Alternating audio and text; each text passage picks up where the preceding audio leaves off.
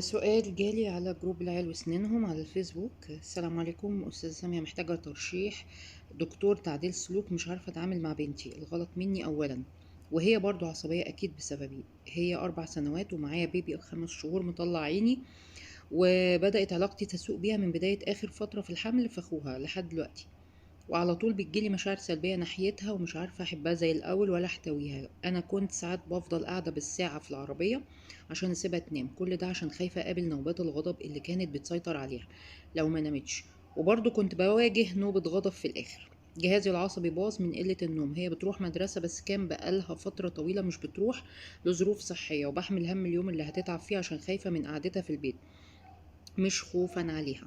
لسه مرة بنوبة غضب فظيعة دلوقتي وعياط وتف ونف. ونسيت اقول لحضرتك من ساعة ما علاقتنا ببعض سائد بقيت للأسف بمد ايدي عليها. في الأول كنت بحس بالذنب، دلوقتي اليوم اللي يعدي من غير ما مد ايدي عليها بعتبره إنجاز.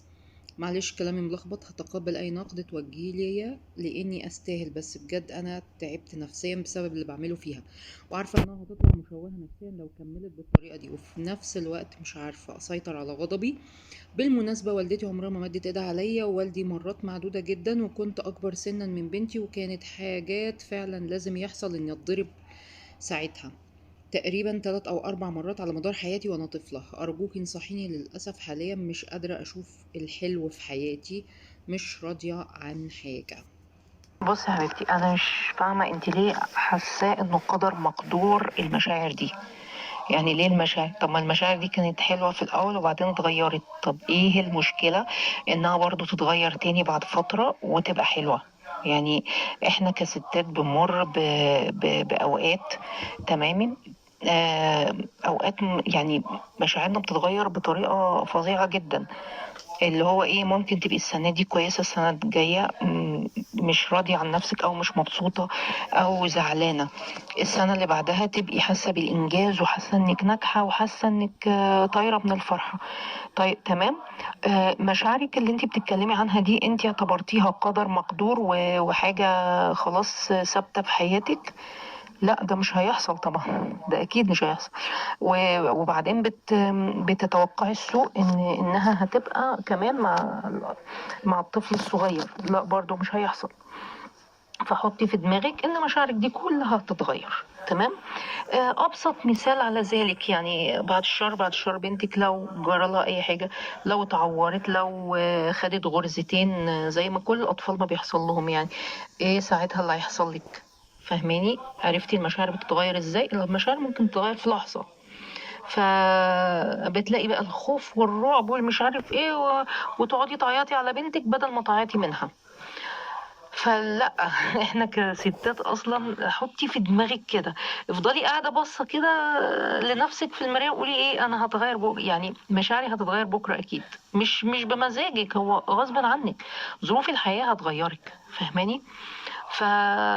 فلازم تحطي في اعتبارك ان احنا مشاعرنا متقلبه اسرع من اسرع حاجه ممكن تتخيليها، مشاعر الستات بالذات، تمام.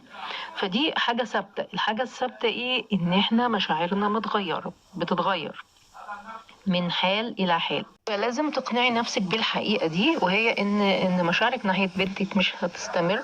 انك هيبقى لك اوقات حلوة وجميلة وهتبقي مبسوطة فيها.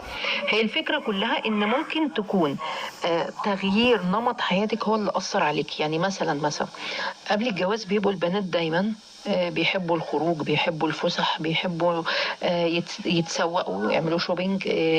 وواضح انك كنت مع ماما وبابا عظماء، يعني مدلعينك وبسطينك وناس محترمة جدا وكده. فطبعا دلوقتي اتمرمطتي زي ما كل الستات ما بتتمرمط وكل الامهات ما بيتمرمطوا، ده العادي بتاعنا حبيبتي، احنا كلنا بنتمرمط عادي عادي. فطبعا كنت متدلعه في بيت بابا، ماشي، ودي مش حاجة عيب ولا وحشة ولا انتقاد لأي أم ولا لأي بنت، لأن هو الوضع الطبيعي إن أي بنت لازم تبقى متدلعة في حضن بابا وماما، ده العادي. هو دي حاجة وحشة؟ لا. بس في حاجة بقى، بيجي علينا أوقات بقى لازم نتوقف عند حتة معينة ونبتدي إحنا يعني بيسموها إيه، نتوحد مع دور الأب والأم، اللي هو إيه اللي كانت بتعمله معايا أمي أنا أعمله مع أولادي. فاهماني؟ يعني خلاص انا مش بقيت صغيرة ماما، او مش بقيت دلوعة ماما، لا، انا بقيت ماما، انا بقيت امي. فاهماني؟ فانت بصي لامك كتير، بس الحاجه دي ما بتتحسش قوي دلوقتي، بتتحس على مدار الزمن. كل ما الزمن ما يتقدم لقدام بتلاقي نفسك بتعملي نفس اللي بتعمله مامتك معاكي مع ولادك. فالحقي نفسك من دلوقتي وحاولي تعملي مع ولادك اللي كانت بتعمله مامتك معاكي، وقولي انك شبعتي يعني من الحياه دي، شبعتي من الدلع، شبعتي. هي الفكره ايه؟ الفكره اني انا مش راضيه عن تغيير نمط حياتي. يعني ايه؟ مش عايزه اخرج من الحاله اللي انا كنت فيها، ان انا خاليه من المسؤوليات، بخرج وقت ما انا عاوزه، بدخل وقت ما انا عاوزه، ليا اصحاب. كنت في الجامعه وكنت مبسوطه جدا في الجامعه. انا بكلمك واحده مرت بالمرحله دي قبلك، وفعلا بتبقى اصعب سنوات في حياه المراه هي سنوات الانتقال من بيت باباها لبيتها، مش لبيت جوزها، لبيتها. هو بيتها، بيتك. وانها تبقى ماما ومربوطة في بيت وطاحونة ما بتنتهيش، ومقفول عليها باب، مش عارفة تخرج. اصحابها ما تعرفهمش، يعني خلاص كل واحد راح في سكته، اللي اتجوزت واللي سافرت واللي اشتغلت واللي يعني اللي ما تعرفش اراضيها فين دلوقتي. فطبعا تغيير جذري في نمط الحياة، اللي هو ايه، انا فقدت كل حاجة كانت بتبسطني فعليا في الدنيا دي، واستبدلتها بايه؟ استبدلتها بمسؤوليات عظيمه اكبر من طاقتي. انا ما كنتش متعوده على كده قبل الجواز. فهمتي قصدي؟ هو ده اللي انت بتمري بيه حاليا. فاصعب سنوات في حياه اي ست هي اول سنوات جواز، اللي هو الانتقال من مرحله لمرحله، و زي بتقولي اتقلبت على وشها كده يعني ما كانت ماشيه فراحت توقع على وشها. فاهماني؟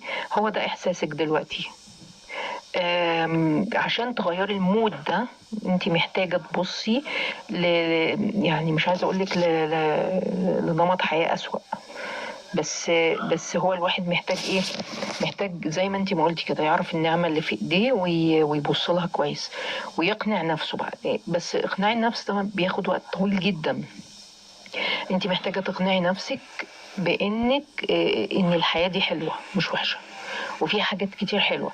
هي مش الحياة اللي انت كنتي متعودة عليها. هو انت دلوقتي في حالة ايه؟ انت دلوقتي في حالة ايه؟ قصور ذاتي. يعني ايه قصور ذاتي؟ اللي احنا درسناه في الثانوي والاعدادي ده، اللي هو ايه؟ تبقي بتجري جامد جدا، وعشان توقفي لازم توقفي ببطء. او راكبه باص وبعدين تيجي تنزلي من الباص فتروحي بتخرجي من سرعه الى سرعه من سرعه الباص لسرعه رجليكي، فما بتعرفيش تتوازني فتروحي واقعه. فاهماني؟ فده القصور الذاتي. انت دلوقتي مش عارفه تخرجي من الحاله اللي كنت فيها قبل الجواز، اللي هو الحياه اللي انت عشتيها كانت حياه مرضيه جدا بالنسبه لك، بس دلوقتي انت مش راضيه عن الحياه اللي انت فيها بسبب ان انت عندك قصور ذاتي. هو ده الاتجاه اللي هتتجهه كل الامهات، بس ايه؟ هتيجي مع الوقت، هتيجي مع الوقت.